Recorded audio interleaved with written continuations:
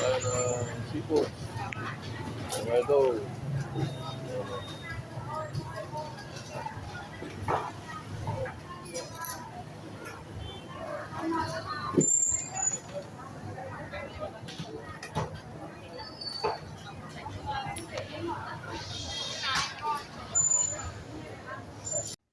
Welcome back to my channel mga idol.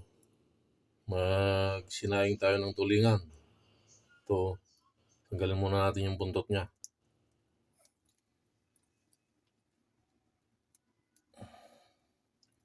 Pwedeng plies, gamitin nyo.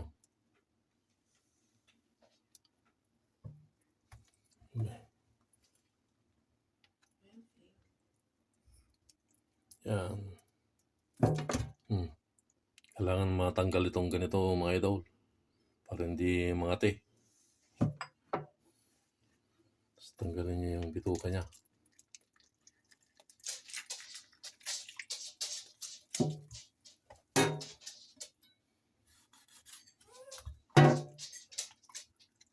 Yan. Oh, may ano pa. Itlog-itlog pa. Ito na yung isda mga idol na malinis na to. At pisak-pisakin natin ng ganyan. Tapos lagyan natin ng asin. Yan.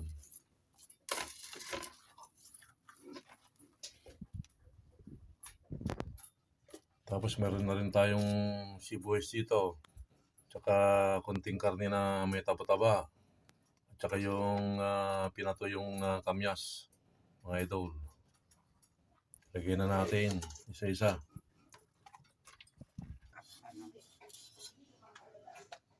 Tuloy-tuloy lang pag hiwa. At tsaka pag pit-pit mga idol. Tapos lalagyan pa ng asin. Yan. Bawat label may sibuyas tsaka pinato yung kamyas. Yan. Ngayon na kumpleto na ng label mga idol. Lagyan natin ng patis. Yan. Para mas masarap ang patis. Yan.